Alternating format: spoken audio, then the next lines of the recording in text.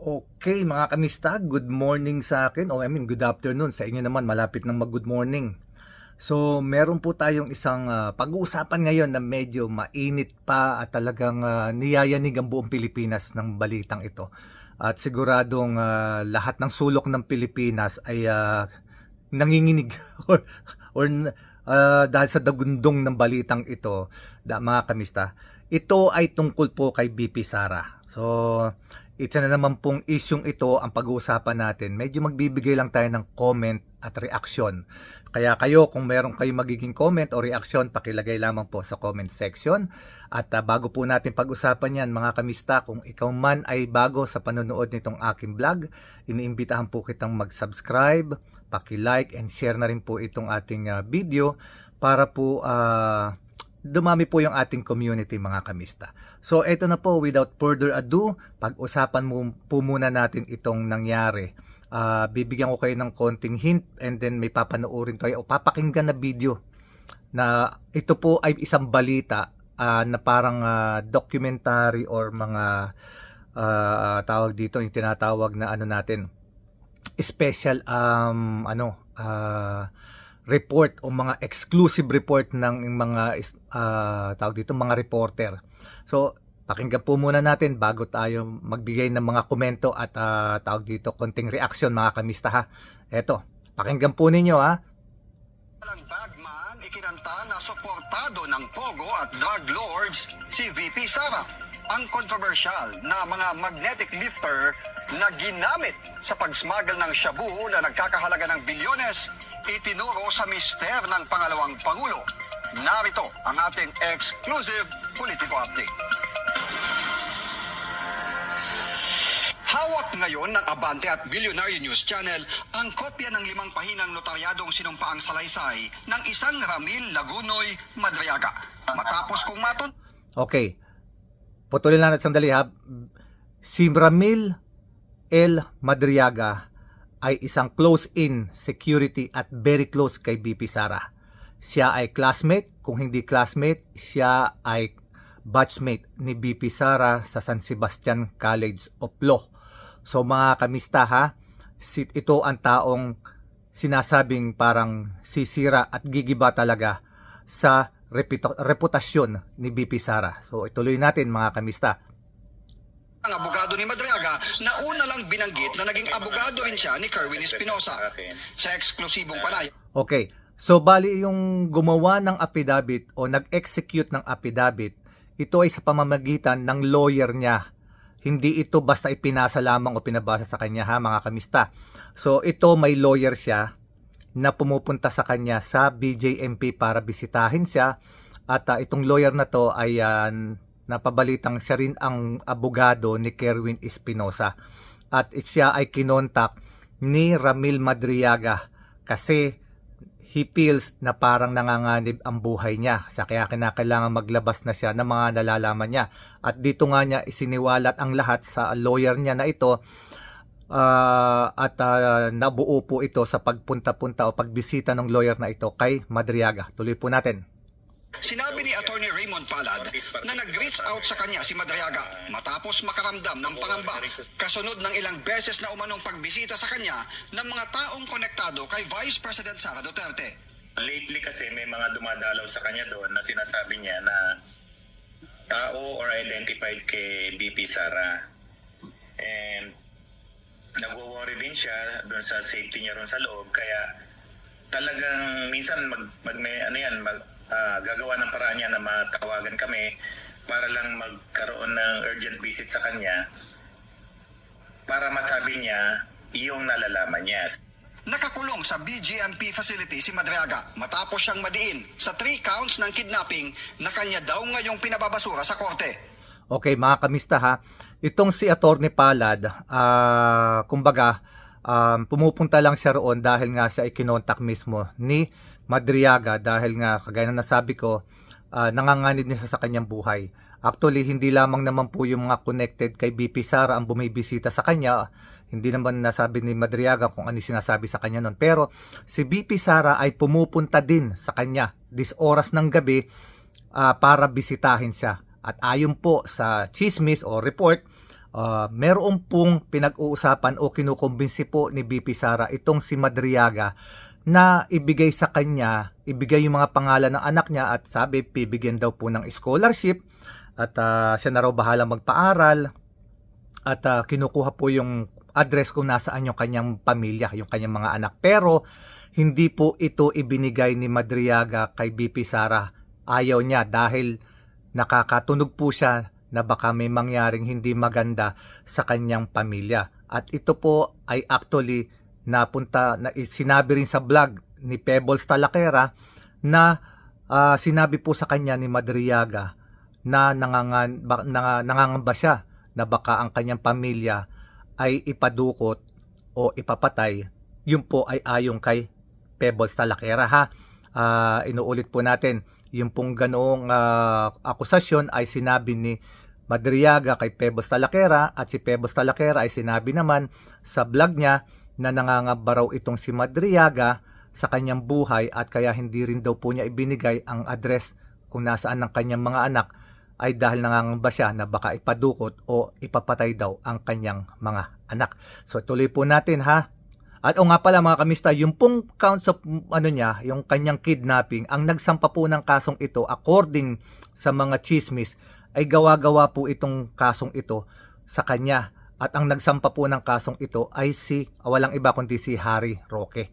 Mga kamista ha, tandaan niyo po yan. Okay, tuloy po natin. Sa kanyang sworn affidavit, 2016 siya pinakilala sa pamilya Duterte at nang manalong Pangulo sina Mayor Digong Duterte, nagbibigay siya ng intel sa Pangulo kaugnay ng Oplan Double Barrel. Dati na raw siyang nagtrabaho bilang intel officer sa Finance Department, National Security Council, ISAF at sa PSG. 2018 nang direkta siyang nagtrabaho kay Mayor Sara para magbigay ng intel reports para sa dapat ay presidential campaign ng Mayora mula 2021 hanggang 2022. Batayan niya sa utos ni Nooy Davao City Mayor Sara Duterte bilang national convener, itinatag niya ang Inday Sara Duterte is my president at ang pondo na ginagamit umano nilang pondo noon ay pera mula sa mga pogo operator at drug dealer. Eto mga kamista, magbibigay lang tayo ng reaksyon dito sa isang statement na ito sa number 29 yun ni Madriaga. Sabi niya, ang pondo na ginagamit para sa pagtakbo ni Inday Sara doon sa plano niya na tumakbong presidente noon ay nanggagaling sa mga pogo operator at mga drug lord operator o mga drug lords. So medyo nakakabahala ang mga kamista itong ganitong aligasyon kasi hindi ito basta-basta, very serious ito. Kasi imagine, pogo is illegal, drug is of course very very illegal, tapos magkakaroon ka ng pondo para doon at sinusuportahan yung pagtakbo niya bilang presidente. This is very serious mga kamista, whether kahit anong paman ang kulay mo, ikaw man ay DDS o pink lawang ka man o dilawan ka man o PBBM ka. As a Filipino, we need to be concerned about this. Hindi ito basta-basta. This is very serious because illegal people are supporting Vice President pala noon. Okay, tuloy po natin. Sa napondohan ang ibang support group para sa kandidatura ni Mayor Sara. Katunayan niya ang kontrobersyal na magnetic lifter noong 2018. Mister ni Nooy Davao City Mayor Sara ang nag-utos sa kanya para mailabas ito sa custody ng Bureau of Customs sa Manila International Container Port na kalaunan ay natagpuan sa Cavite na wala ng laman. Okay. Connect the dot mga kamista. Ito recently lang ha. Kailan lang ito ginawa nitong taong ito, si Madriaga, si Ramil Madriaga, itong kanyang affidavit na ito, itong statement na ito.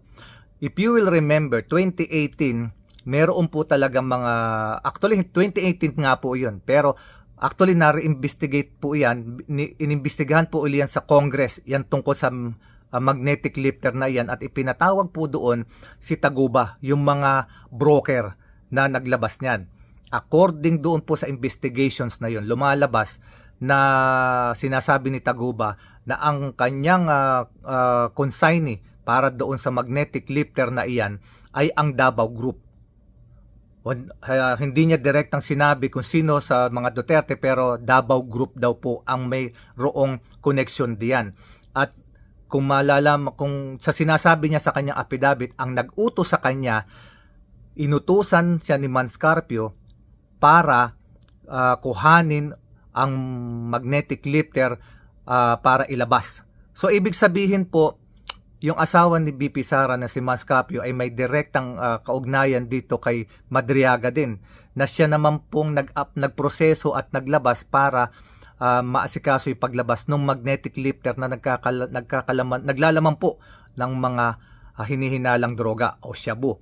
At may nakulong nga po dito dahil nga po dyan sa paglalabas niyan. At ang nakulong dyan ay yung broker na si Taguba. At yung pong kawawang caretaker po noong warehouse kung saan dinala yung magnetic lifter ay nakulong din po. So, eto po yun. Connecting the dot mga kamista, very ano na to, very tawag dito, serious, kasi connection talaga, nagko-connect lahat eh. So, ituloy po natin ha, pakinggan natin. Sa akin talaga lang, wala naman daw talagang alam yung Tagubat, naging biktima lang. Siya dapat ang maglalabas noon dahil labas-pasok nga daw siya sa custom. Pero dahil hot item, hindi niya lilabas at may report na lang niya doon sa nagutos sa kanya na hot item, sir, may nakamata na dyan. So, dinaan na lang sa, ang term niya is pinera na lang, kaya nilabas yung magnetic lifter. Siya daw mismo. Okay, so ibig sabihin, from this affidavit, sinasabi talaga ni Ramil Madriaga na itong si Taguba ay walang kinalaman. Nasabit na lamang ito at kumbaga naging, sabihin na nating Paul Guy. So ngayon, tuloy po natin mga kamista. Very exciting tong nangyayaring ito. Exciting na in a sense na ang lalim pala ng mga problema. Okay. So, tuloy natin. Colonel Dennis Nolasco na isa umano sa mga estudyante niya sa Presidential Security Group. At si Nolasco naman ang kumuha ng serbisyo ni Nooy Colonel Raymond Dante La Chica para pamuluan ang Vice Presidential Security and Protection Group. Naging katrabaho niya umano sila Nolasco at La Chica para mag-transport ng malalaking halaga ng pera sa iba't ibang tao. Batay na rin. Okay. Mga kamista, ito kasi si Madriaga, siya ay nag-serve as parang intel officer ni intel officer ni BP Sara. So siya rin ang nag-introduce pala dito sa mga naging Vice President Security Group ni BP Sara. Dito kay Nolasco at dito kay La Chica. Kung natatandaan din po ninyo, yung mga report sa Land Bank na kinukuhang pera, ang kumukuha po nun at nagtatransfer at nagdadrive po ng sasakyan at kagaya ng sinabi po ng secretary ni BP Sara sa Department of Education ay walang iba kundi si Colonel La Chica. So eto na naman another point na talagang direct na nangyayari at may mga connection lahat at malaki talaga nalalaman nitong si Madriaga kasi naiko-connect niya lahat ng mga dot o mga punto doon sa mga nangyari previously sa kanyang affidavit ngayon. Tuloy po natin mga kamista. Sa utos ni VP Sara, isang duffel bag umano na puno ng pera ang dineliver sa isang comedy bar na pag-aari at binibisita ng mga alumni ng San Sebastian College of Law na nasa Timog Avenue sa Quezon City. Mayroon din umano siyang dineliver na duffel bag na naglalaman din ng 33 hanggang 35 million pesos sa Cabuyao, Laguna na laan para sa isang mayor. Okay, medyo napukaw ng pansin ko yung sinasabi na tambayan ng mga alumni ng mga taga San Sebastian, alumni ng law school ng mga taga San Sebastian. Doon daw po may dineliver din na isang duffel bag na pera. So, sino kaya? May marang malaki ang connection sa mga alumni ng ng Sebastian, ng mga law student ng Sebastian College. 80 million pesos naman ang i-deliver niya sa parking lot ng malaking mall sa Mandaluyong kung saan kaparehong paraan ang ginawa niya sa ombudsman na iiwan ang sasakyan na naglalaman ng pera at iniwan ang susi. Okay. Meron din daw po na iniwan siya na ito yung BIOS na naglalaman din ng pera. Iiwan lang niya na sa sasakyan, iiwan niya yung sasakyan doon sa lugar ng drop point at may kukuha. Yung susi ilalagay lamang doon sa unahang gulong para sa do sa pipick up. Okay, tuloy natin mga kamista ha. So talagang medyo tawag dito, very organized yung pagta-transfer ng mga pera. Kotse sa ibabaw ng kaliwang unahang gulong. Kalaunan niya ay nakita niya na lang na minamaneho ng asawa ng isang ombudsman prosecutor na kaklase umano. Okay, so ang kumuha ng pera na nakalagay sa BIOS at nag-drive ng BIOS ay asawa ng isang prosecutor sa ombudsman office. Oh my goodness. Mr. Ombudsman Remulla, baka nandyan pa yan. Alam nyo na gagawin nyo. Ito, reaksyon ko lang to mga kamista. Ano reaksyon nyo doon? Sara sa law school ang kaparehong sasakyang kanyang iniwan. Pebrero noong 2020 yan niya, ang pinakamalaking delivery niya ng pera na umabot ng 1 bilyong piso lulan ng Super Grandia na kanyang kinuha sa parking lot ng fast food chain sa Kamuning, Quezon City. At idineliver ang sasakyan sa Katarungan Village sa Muntinlupa City na kinuha ng 2 lalaking nakaabang doon ang dala niyang Grandia. At kalaunan niya ay nakatanggap siya ng tawag mula mismo kay Pangulong Rodrigo Duterte na napunta na sa dapat makatanggap ang nasabing pera. Okay mga kamista, this is very very alarming also.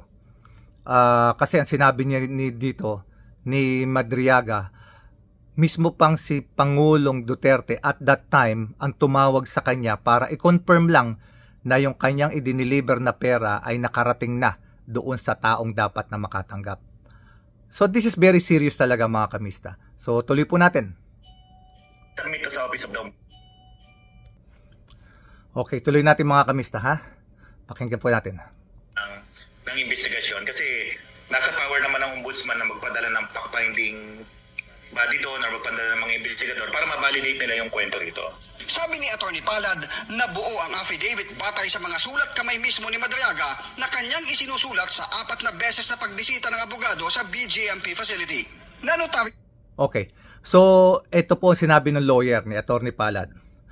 Dahil nga po dito sa inilabas na ito na affidavit ni Ramil Madriaga, of course, ma-alert nito ang government, ang ombudsman. Pero it's up to the ombudsman nga daw po para magpadala ng fact-finding committee o mga tao para malamang, to further investigate or to verify yung mga binitawang salita or sumpa o panunumpa ni Madriaga na mismong notaryado nitong lawyer. At ito nga pong yung affidavit na ito ay nabuo sa 4 na pagbisita nitong lawyer na si Atty. Palad doon sa BJMP. Pumunta po siya roon at base po kay Atty. Palad sa bawat pagpunta niya ay nakabuo nga po sila ng affidavit na sulat kamay mismo ni Madriaga. 4 na pages daw po iyon na ginawa ni Madriaga na sulat kamay niya at in-execute nga po na para maging isang affidavit at magkaroon ng pirmahan at manotarize. So ibig sabihin, legal na po ang affidavit na ito, notaryado, pirmado mismo ng tao, pirmado ng abogado kung na nag-execute kung saan ginawa. Tuloy po natin. Nito lang November 29, matapos mapayag. Okay, November 29 daw lang po ito natapos. November 29 natapos po yung affidavit. November 10 inilabas po. So, bali, ito po yung kaya po bigla nagkagulatan na lamang kahapon na meron na palang ganitong mga issue. So, bigla-bigla nga pong sabi nga meron pong bali-balita na galit daw po si BP Sara doon sa kanyang mga vlogger, bakit hindi raw po mapigilan ang mga lumalabas na ganitong issue. May narinig tayo sa isang vlogger na nagkakagulo na sila doon, naglalbanan sila, nagbabanatan na at pinapagalitan nga daw po ni BP Sara yung grupo ng mga vlogger naman niya. Bakit daw walang magawa? Yun ang kwento nila ha. So ito po yung reaction lang natin mga kamista ha. Komento, reaksyon at komento sa nangyayaring ito. Okay, tuloy pa natin. Kapasok sa BJMP facility ang dry seal at ang abogado kung saan pinanumpaan ni Madriaga ang kanya. Okay, kaya raw po pala December 10 lamang kasi nabuo lamang itong affidavit na ito kung noong time na pinayagan ng BJMP na makapasok ang dry seal, ang stamp para ma-notarize itong papel na ito. Kasi kinakailangan po kasi nakaharap yung tao na nag-execute niyan, yung abogado, napipirmahan niya sa harap niya, iseselyo yan. So, mga kamista, ito, ano lang reaction lang natin to at komento. Ito ay totoong ninotarize. Teka sadali lang. Saysay. Oh, okay mga kamista, reaction ko lang dito sa sinabing ito. Ito yung notaryado, talagang may dry seal at may abogado talaga na humarap doon sa nag-execute ng affidavit. So, reaction ko lang mga kamista, reaction lang po natin. Comment ko at reaction, baka meron din kayong comment at reaction, ilagay nyo lang po sa comment section. Mga nakaraang araw, meron pumpukulan ng mga ng mga tawag dito, mga akusasyon. Si Gutesa, nung naglabas siya ng akusasyon laban kung kani-kaninong mga politiko na sinampahan, idinamay niya, pero ang kanyang tawag dito, sworn statement, yung kanyang affidavit, lumabas na peke dahil hindi in-acknowledge ng taong nag-notarize daw po ng papel niya. Hindi po in-accept yun. So, ibig sabihin, peke. At yun naman pong kay Saldico ay puro kwento. Wala siyang affidavit, wala siyang notaryadong affidavit. So, hindi pa rin ito papansinin ng ating batas. Lahat po dapat kasi na sinasabi mo, hindi pwedeng kwento lang, kahit naka-video yan. Pero, kung iyan ilalagay mo sa papel, inonotarize mo, yung affidavit mo, inotaryado, pirmado ng abogado, yan ay lalabas na final public document na notaryado na at legal nang gamitin para sa pagkakaso. So, yung ginawa ni Gutesa at saka ni Saldico, para sa akin, yun ay hindi pa rin legal kasi hindi acceptable pa ng batas yung ganong sistema. So, pero ito, i-accept ito ng batas kasi executed to kasama yung nagbigay na salaysay at yung abogado at yung nag-notarize mismo. So mga kamista, nandyan mismo sa screen na naka-cover sa akin ngayon, yan yung sworn statement na notarize ng abogado ni Madriaga. So nakalagay diyan, ang ipinakita niyang ID ay yung kanyang BJMP ID na katunayan na siya nga yung nag-execute ng affidavit, siya yung nagbibigay ng salaysay at yun ay pinatutunayan niya sa pamamagitan ng panunumpa niya roon, yung sworn statement niya na ninotarize ng kanyang abogado at nagpakita siya ng ID or pagkakakilanlan sa kanya. So mga kamista, I think nagkakagulo ngayon sa Office of the Vice President dahil sa lumabas na ito. Dahil sa inyo pong kaalaman, very close po itong si Madriaga at itong si BP Sara. At nagkahiwalay lamang po ito dahil nung pumasok sa eksena daw po, sa chismis, itong si Harry Roque. At dahil sa kasakiman nitong si Harry Roque, doon sa mga kinamkam niya ng mga lupa, sa mga magsasaka doon sa Maribeles, ito daw po kasi si Madriaga ang tumayong parang nag-aabogado or tumatayong padrino nung mga magsasaka sa mga niland grab na lupa nitong si Harry Roque. Kaya po sinampahan siya ng kung ano-anong kaso at ang isinampang kaso ni Harry Roque sa kanya ay mga gawa-gawa lamang daw po at ito ay kidnapping pa na talagang hindi siya makakalabas talaga ng kulungan kasi non-bailable po ang kidnapping, mga kamista. So ito para dun sa mga siyempre supporter ni BP Sara, sa tingin ko kailangan nyo mag-overtime para patunayan ninyo na hindi totoo ang sinasabi nitong si Madriaga. Pero sworn statement ito, mahihirapan kayong tibagin ito. Magkasama to, kumbaga sa hindi pa pwedeng hindi sabihin na hindi totoo yung sinasabi dahil kumbaga sa kumain ito sa iisang plato. Kumain sila sa iisang plato, nagsama sila sa iisang bubong, nagsama sila sa mga kumbaga sa sa hirap at ginhawa, nagsama itong dalawang ito at ngayon na inaakasuhan nga ni Madriaga itong si BP Sara. So mga kamista, hanggang dito na lamang. Kung ano man ang reaksyon ninyo o komento sa pangyayaring ito, please pakilagay lamang po sa comment section, at kung kayo man po ay hindi ko pa subscriber, please subscribe, like, and share mga kamista. At maraming pong salamat sa inyong panonood. Suportahan niyo po kami dahil po sa darating na panahon ay meron po akong gustong gawain talaga na yung kikitain po nitong mga vlog ko pagka talaga nagtagumpay, maibigay ko sa mga nangangailangan talaga, lalo na sa pagpapaaral ng mga bata. Kung hindi man makapagpaaral ang mga bata, makapagsuporta sa mga ibang needs, makasuporta man lang kahit ilang estudyante sa pagpapaaral. Suportahan niyo po sana ako mga kamista sa aking layunin o advokasya na ito. Maraming po salamat, and thank you very much for watching. Hanggang sa muli mga kamista, sa mga kaibigan nating Muslim, sa mga kababayan nating Muslim, Assalamualaikum, God bless us all. Maraming salamat.